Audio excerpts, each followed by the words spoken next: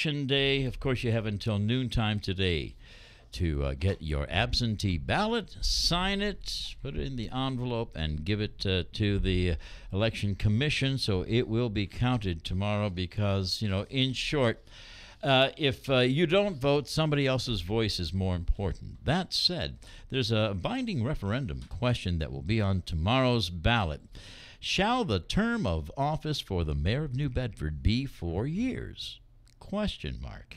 Joining me is Scott Lang, former mayor of New Bedford, and a pleasure to have here in the studio. Thanks very much, Philip. Thanks for having me. Oh, it's a real delight. You had a lot of insight to issues, and this one here, why did you get involved with this one? Well, this kind of took me by surprise, quite honestly. This is a major change in our government. This is a major change in our city charter. And to have very little debate, have this on the ballot, which I respect. I think the people need to weigh in. But I also think the people need to understand what this is all about. What this is a situation where you take the mayor's term, move it from its current 2-year term. Mayors serve now 2 years for about 100 years. So every 2 years the mayor stands basically with a job review from the voters. And this would change it to a 4-year term. So I started looking at it saying, why would this be in the interest of the people? Because basically what I believe in is democracy in the interest of the people, small d. What does it do for the, for our representative democracy? And what I realized was this is only for the benefit of either candidates or someone who's in office, the mayor itself. Not this particular mayor, but the mayor, he or she, whoever it might be.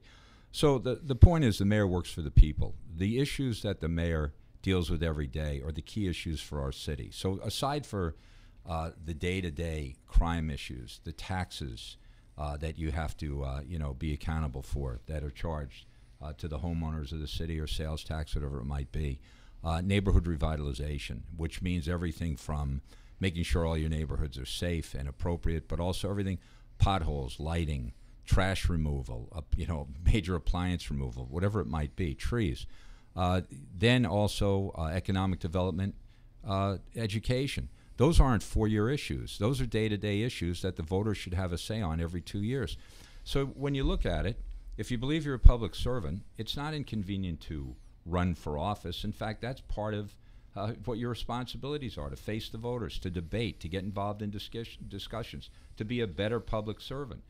The other thing is that if you say, I can't govern because I have to campaign, then you haven't been doing your job all year long. The worst thing in the world is when you get one of these campaign dumps where the last 30 days or 60 days, all of a sudden someone is trying to communicate with the voters. Communicate year-round. I never had to worry about campaigning. You stay in touch. You're in the streets all the time. And then this idea of vision. Yeah. Your day-to-day determines not only how your city's doing, but also you have to understand that on a day-to-day basis, things that you do will be passed off into the future. If you don't have a vision, don't run for mayor. I want to ask you about the vision. Mayor Mitchell wrote, the 2-year term undermines institutional stability and tends to soften the ability of a mayor to resist short-term political considerations at the expense of the long-term interests of the city. How do you dismiss that? I think that is complete rhetoric and needs to be dismissed immediately, because if you think you're above the people or you know better than the people, then you've lost your entire understanding of what you do. You work for the people. You are a public servant. You have a long-term vision. You move it through. You should never be afraid to face the voters, though. If the voters think your long-term vision is wrong, they're going to let you know, either in a close election or they're going to knock you out. So the idea that you say, I don't need the people involved, is not right. And that's something, by the way, I don't believe that Mayor Mitchell, one way or the other, should be a factor in this. The people have to decide whether or not they want to hold their mayor accountable or not.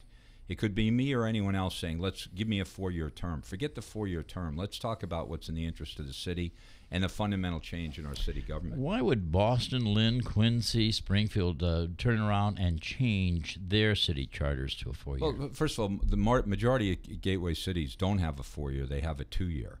And as far as I'm concerned, Fall River is a city I know of that had a 4, went back to a 2, now has a recall, and is in complete chaos. The idea of a recall is a 2-year term. If you're not happy, you get the ability to knock someone out. They've had two full years. It's only happened once in the last 50 years in New Bedford. So this isn't even an issue, quite honestly. It's a theoretical issue, but not a practical one. I would say this: as far as a city like Boston, big geography, you know, 1 million plus people, you can understand why someone would say, and the idea that they spend a ton of money in their elections. You can understand why they don't want to go through an election every 2 years, although they do have elections, local elections every 2 years for other offices. New Bedford's a small geographic area. If you do it right, serving as mayor, you can get to know everybody in the city. So the idea of big city, 4-year term, the United States president, 4-year term, governors, 4-year terms, that's fine. Local, mayor, 2-year term. A lot of respected leaders in the area are behind this whole idea of changing it to 4 years. I can go down a list, but you know who the major players are in this. Why would they be behind something like this? Well, I think it's interesting because you just said players. I want people. The people. I represented the people. I didn't represent players. And I didn't represent people who believe that they know better than what it is to live in your neighborhood, understand that you want your mayor to be accessible, there on a regular basis, not just running. If you look at all our work, you look at the Cold Plain asphalt that just went down on County Street. It's an election year. Finally, County Street, which was like going through the Baja Peninsula, right, in one of those dune buggies, has now been planed. Do you think it would have happened if we were going every 4 years? The fact is, you want to hold people accountable. You want them to understand your priorities. I never had a project come into the city that said, gee, I'm not going to be able to do this because you don't have a 4-year term. And I believe in the pass-off. I passed off a tremendous number of projects to Mayor Mitchell. He's finished them. He's accomplished what I hope to do. He will pass on projects to someone else. So the idea that you, in order to have stability or continuity, you need 4 years worth versus 2, I don't think is valid either. So last night we were together at the Interchurch Council dinner, and it was a wonderful event. And you were with former Mayor Rosemary Tierney, and she said to voters on this issue that voters have not approved lengthening the mayor's term in New Bedford because they can be stuck with someone for too long. Basically, she was saying if you didn't pick the right person, you're stuck. So her idea is just to leave it as it is. She says, no, I do not support this. So that's Rosemary Tierney, although other former mayors, for instance, Mayor Kalis said a president is a 4-year term, a governor is a 4-year term, a mayor should be a 4-year term. I think Mayor Kalis wished he had a 4-year term when I ran against him. The fact of the matter is that the people spoke. You basically are there each day at the pleasure of the people. You have to be accountable. You have to be in touch. A 4-year term will isolate the voter. And what it comes down to is they're asking people to vote to give up their right to vote. We're worried about turnout. We're worried about people involved. We're worried about citizen engagement. And now we're saying it's too much trouble for you to have to keep up with the issues, and it's too much trouble for you to have to go out to vote. So give us a 4-year term. You don't have to worry about it.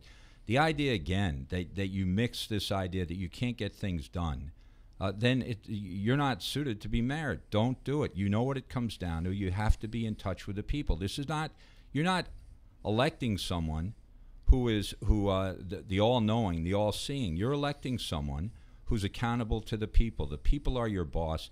You don't have a job, Phil, I guarantee you, that evaluates you every 4 years. Okay, the people of the city of New Bedford should not be evaluating their mayor every 4 years. Mayor Scott Lang, former mayor of New Bedford, joining us. Obviously, he is not in favor of changing the mayoral term. It would also cause a change in the city charter. I don't know what's involved there. But they say politics is a blood sport. Is this a subtle sparring match between you and Mayor Mitchell? No, when the mayor's right, I certainly support him. I didn't realize how vested the mayor was in this issue until about a week ago when Rick Kidder came on and started reading from a State of the City speech in which the mayor said we really need to do this. I then was further just convinced how vested he is when you read that quote. So my feeling is this has nothing to do with Mayor Mitchell, nothing to do with me, nothing to do with Rosemary Tierney, nothing to do with John Bullard or Mayor Kalis. This has to do with the people. If it's not in the interest of the people, we shouldn't be doing it. And this question is a simple question, but it's a little bit misleading because it doesn't say the current term is 2 years. So the question is, do you want a 2-year term or do you want to extend it to a 4-year term? My position is leave it the way it is, vote no. And my rule of thumb with government is usually, if there's a ballot question, look it over very carefully, and it usually has a great explanation. In this case, a major charter change, without a lot of debate, without a lot of stories on it, is something that I wanted to get out and let people know. Not anything to do with Mayor Mitchell when I started, certainly, and not anything to do with him now. But this is not something that's in the best interest of the people of the city. I think tomorrow, I'm hoping for a big turnout. If you honor our flag, if you honor our veterans, if you honor our kids who are serving right now, you take your kids, you take your grandkids, you go vote. You let them know how much you care about this city and country, and go vote. You make up your own mind on this issue. Because I'm against it doesn't mean you automatically should be against it. You've got to think about it. All right, my opinion's my opinion. I'm voting no, but I respect everyone's right to go out there and make up their own mind. You vote for the candidates who are going to be the best for the city. We have great candidates for mayor, great candidates for councilor, great candidates school committee, great candidate for the assessor. Go vote. It's so important. Then it's Veterans Day at the end of the week. Now combine that with an education opportunity for your kids. Today is Veterans Day, Saturday. We're going to have the parade, salute the veterans, make sure they understand that you just don't come here. Freedom is not free. I know that's been said since the first day our country was founded. But this is all part of a great, great opportunity to discuss where our city is as far as a city, the candidates, and also our structure of government.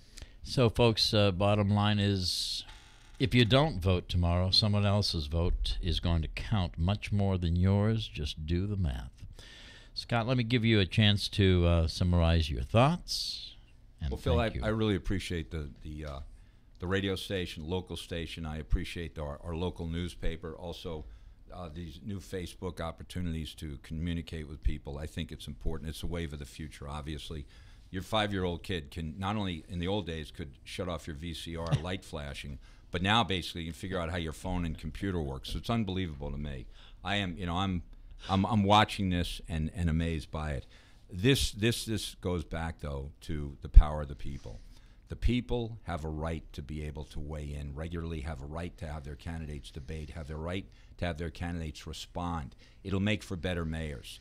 It doesn't mean that every 2 years we're going to have a different mayor. Our history is not that.